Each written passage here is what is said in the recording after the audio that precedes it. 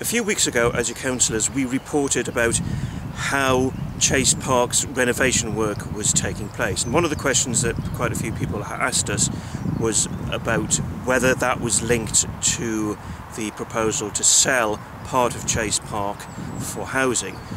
Well, the two issues weren't linked, and at the time the council only had a proposal to sell part of Chase Park. Well, the council has now gone ahead and declared surplus to requirement the stable block behind me, plus the depot area and the shed that is, or many of us used to know as the Whickham Library some decades ago now. But what they've also added in is the sale of the Wags Lane or the Rectory Lane entrance to the park as well. And I brought along Peter Maughan, who has been leading the campaign against the sale, to talk us through what's happening. Peter, at the Cabinet meeting we both attended earlier this year when they took the decision to declare this surplus to requirement, they said that that doesn't mean it's going to go for housing. So what do they actually mean by declaring this site surplus to requirement, which is what they've just done? Well, the legal position is that what they've said is the council no longer wants to use that land, therefore they'll look for alternative uses. That's the theory. Right, that's the theory. But in practice, what does it actually mean? In practice, what it means is they can now go forward to sell the land to developers, to allow houses to be built in our park, and that, whatever they may be saying to us openly, is what they're planning to do. Right.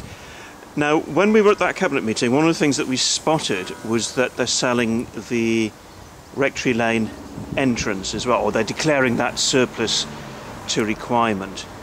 So what on earth are they up to by doing that? Well, first of all, it's what we lawyers call a legal fiction, pretending that this land is surplus to requirements, but in fact what they are doing is they are including in that declaration land which cannot possibly be surplus to requirements. The main entrance to the park from the village at the bottom of Rectory Lane is going to be sold off, obviously, with the unused buildings. The embankment next to the driveway, which brings everyone in from the bottom of Rectory Lane into the park, is going to be part of that land, so that the access into the park can be doubled in width to serve as an access road to a new housing development. Right. So it's all about making the site viable for housing? Of course it is. That's exactly what it is. And that way Gateshead Labour Council will maximise their take when they sell the land. And of course we know the Gateshead Council, like every other local authority, needs money.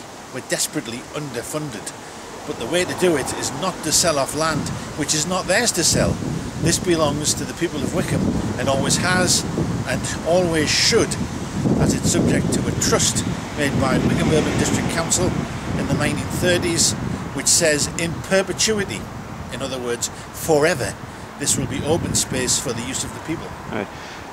So that brings me on to another point, which is if housing development is proposed for this site, will there be a legal challenge to it? Yes, almost certainly there will be a legal challenge, not only, I hope, by the people of Whickham, certainly by its councillors, and almost certainly by Fields and Trust, which is the national organisation which looks after land which used to be called King George V Playing Fields Association, because this is land, and Chase Park is part of that, declared as a trust for open space in memory of King George V. In fact, Whickham Urban District Council bought this land 1 year after King George V died, and they almost immediately declared it as a trust for the people. Right. And finally, Peter, what precedent do you think this will set if a development is allowed to go ahead on this site? In my mind, there is no doubt.